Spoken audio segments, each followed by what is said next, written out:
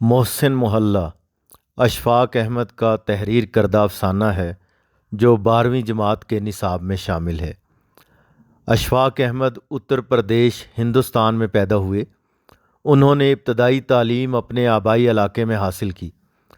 قیام پاکستان سے کچھ عرصہ پہلے وہ ہجرت کر کے لاہور آئے اور مستقل سکونت اختیار کی۔ یہاں انہوں نے تعلیم کا سلسلہ دوبارہ شروع کیا اور گورنمنٹ کالج لاہور سے اردو ادب میں ایم اے کیا۔ ان کی اہلیہ بانو قدسیہ اردو کی مشہور ناول نگار گورنمنٹ کالج لاہور میں ان کی ہم جماعت تھیں۔ حصول تعلیم کے بعد وہ ریڈیو آزاد کشمیر سے منسلک ہوئے۔ کچھ عرصہ بعد وہ یہ ملازمت چھوڑ کر لاہور آ گئے اور دیال سنگھ کالج لاہور میں اردو پڑھانے لگے۔ تقریباً 2 سال بعد وہ روم چلے گئے اور ریڈیو میں اردو نیوز کاسٹر مقرر ہوئے۔ ساتھ ساتھ روم کی ایک یونیورسٹی میں اردو بھی پڑھاتے رہے۔ مختلف ممالک میں قیام کے دوران انہوں نے اطالوی اور فرانسیسی زبانوں کے ڈپلومے حاصل کیے، جبکہ نیو یارک سے ریڈیو براڈ کاسٹنگ میں ڈپلومہ حاصل کیا۔ وطن واپسی پر انہوں نے اپنا ذاتی رسالہ داستان گو کے نام سے جاری کیا۔ ساتھ ہی وہ ریڈیو کے لیے فیچرز بھی لکھتے رہے۔ اسی دوران ان کا مشہور ریڈیو پروگرام تلقین شاہ نشر ہونا شروع ہوا۔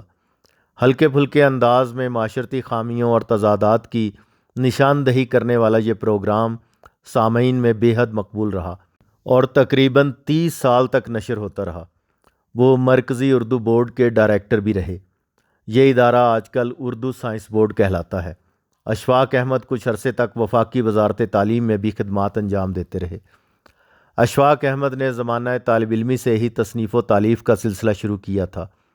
ان کی کہانیاں ماہنامہ پھول میں شائع ہوتی رہی ہیں۔ انہوں نے ریڈیو پاکستان اور پاکستان ٹیلی ویژن کے لیے سینکڑوں ڈرامے لکھے۔ ان کے اہم موضوعات ادب، فلسفہ، نفسیات اور صوفی ازم رہے ہیں۔ انسانی جذبات و احساسات کی ترجمانی اور انسان دوستی کی ترویج کی وجہ سے وہ سامعین اور قارئین میں بے حد مقبول رہے ہیں۔ اب اس افسانے محسن محلہ کا مرکزی خیال دیکھتے ہیں۔ اس کا موضوع دنیا داری اور دکھاوا ہے۔ اس کا مرکزی کردار ماسٹر الیاس مجبوری اور غربت کے ہاتھوں سسک سسک کر جان دے دیتا ہے، لیکن کوئی اس کی مدد کو نہیں آتا۔ جب وہ اس دنیا سے رخصت ہو جاتا ہے تو سب دنیا داری اور دکھاوے کے لیے اس سے بھی کہیں زیادہ چندہ اکٹھا کر لیتے ہیں جتنی ماسٹر الیاس کو ضرورت تھی اور جو وہ سب سے قرض مانگ رہا تھا۔ دراصل مصنف نے ہمیں یہ سمجھانے کی کوشش کی ہے کہ ہماری مدد اور ہمدردی کے حقدار مردوں سے زیادہ زندہ لوگ ہیں۔ افسانے کا آغاز ماسٹر الیاس کی محسن محلے میں آمد سے ہوتا ہے۔ مصنف لکھتے ہیں، کسی کو ٹھیک سے یاد نہیں کہ ماسٹر الیاس کب اس محلے میں آیا اور کب یہ کوٹھڑی کرائے پر لی، لیکن اتنا سب کو معلوم تھا کہ ماسٹر الیاس مہاجر ہے اور اس کا تعلق امبالے سے ہے۔ محلے کے لڑکے اس کے پاس گنتی سیکھنے، پہاڑے کہنے اور تختی لکھنے آتے تھے۔ اس کے پاس 2 لڑاکا بٹیر اور ایک اصیل مرغ بھی تھا۔ محسن محلہ کے سبھی لوگ ماسٹر الیاس کی عزت کرتے تھے اور اسے سلام کر کے گزرتے تھے۔ ماسٹر جی اس کے علاوہ کیا کرتے تھے؟ سبزی منڈی میں منشی تھے، کسی دور کے محلے میں پھیری لگاتے تھے یا کسی کارخانے میں رنگ و روغن کی دہاڑی کرتے تھے، کسی کو معلوم نہیں تھا۔ لیکن سب کو اتنا معلوم تھا کہ ماسٹر الیاس کا گزر بسر بمشکل ہوتا ہے۔ ماسٹر صاحب سیدھے سادے آدمی تھے۔ وہ جھوٹ نہیں بولتے تھے، ہیرا پھیری اور مبالغہ آرائی سے کام نہیں لیتے تھے، شیخی نہیں بگاڑتے تھے اور نہ کسی کو خوفزدہ کرتے تھے۔ ان کی گفتگو میں گرامر کی اتنی غلطیاں ہوتیں کہ سننے والا جھلا کر ان کی صحبت چھوڑ دیتا۔ ان کا کوئی دوست بھی نہیں تھا۔ یہی وجہ تھی کہ محلے والے ان کی عزت کرتے تھے۔ سردیوں کی ایک شام مالک مکان نے ماسٹر الیاس کو سخت ڈانٹا اور دھمکی دی کہ اگر 3 دن کے اندر پچھلے 6 ماہ کا کرایہ نہ دیا تو سامان نکال کر باہر پھینک دے گا۔ ماسٹر جی خوفزدہ ہو گئے کیونکہ ان کے پاس 180 روپے یکمشت نہیں تھے، صرف 50 روپے تھے، جس پر مالک مکان نے غصے میں وہ 50 روپے اصیل مرغ کے آگے پھینک دیے اور کہا، جا اوئے، میں نہیں لیتا، مجھے پورے 180 کر کے دے۔ جب وہ چلا گیا تو ماسٹر صاحب نے 50 روپے فرش سے اٹھا کر اپنی واسکٹ میں رکھ لیے۔ وعدے کے مطابق مالک مکان نے اس کا سارا سامان باہر پھینک دیا۔ ماسٹر صاحب کی چارپائی ٹرانسفر والے 2 کھمبوں کے پیچھے لگا دی اور باقی سامان اس کے ارد گرد چن دیا۔ ماسٹر صاحب نے ایک رات جوں توں کر کے ٹرانسفارمر کے نیچے گزاری۔ اگلے دن انہوں نے شیخ کریم نواز کی حویلی پر جا کر اس سے 200 روپے ادھار مانگے۔ شیخ صاحب نے ماسٹر جی کو سادہ لو سمجھ کر تنخواہ دیا۔ پھر وہ اسماعیل بزاز کی دکان پر گئے اور رقم میں کمی کر کے 150 روپے ادھار مانگے، لیکن اس نے بھی معذرت کر لی۔ اس محلے کے نائی، حلوائی، کسائی، ڈاکٹر، وکیل، غرض ہر کسی سے ادھار مانگا، لیکن ہر طرف سے مایوسی کا سامنا کرنا پڑا۔ جس دن ماسٹر الیاس نے ہومیوپیتھک ڈاکٹر کو اپنی نبض دکھائی، اس روز اسے ٹرانسفارمر کے نیچے سوتے ہوئے 8واں دن تھا۔ ڈاکٹر نے کہا، ماسٹر صاحب کو آپ کو نمونیا ہو گیا ہے، میں آپ کو پڑیا تو دے دیتا ہوں، لیکن آپ کسی اور کو دکھا لیں۔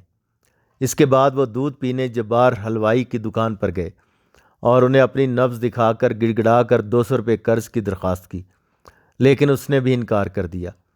مسلسل 3 دن ماسٹر الیاس اپنی رضائی سر پر اوڑھ کر بیٹھے رہے۔ جو کوئی وہاں سے گزرتا سلام کر کے یہ ضرور پوچھتا، کیوں ماسٹر جی دھوپ سینکی جا رہی ہے؟ ماسٹر جی بند آواز میں جواب دیتے، ہاں جی تھوڑی سردی لگ رہی تھی۔ چوتھے روز فجر کی اذان کے بعد ماسٹر صاحب فوت ہو گئے تو محسن محلے کے ہر شخص کو صدمہ ہوا۔ انہوں نے ماسٹر صاحب کے بٹیروں اور مرغ کو دانے ڈال دیے۔ سب لوگ ٹرانسفارمر کے قریب جمع ہو گئے۔ شیخ کریم نواز نے 200 روپے نکال کر سعید اور بلال کو بھیجا کہ قبر کا بندوبست کریں۔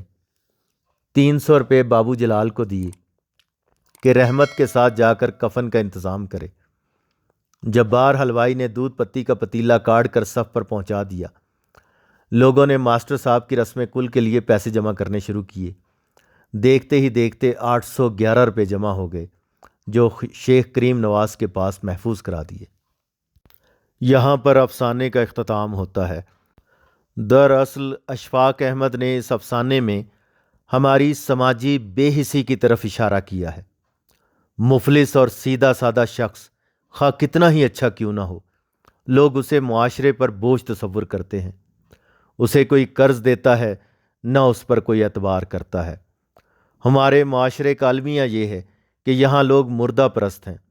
زندہ انسانوں کی قدر نہیں کی جاتی اور نہ ان کی مدد کی جاتی ہے، البتہ مرنے کے بعد ان پر مہربانیاں کی جاتی ہیں۔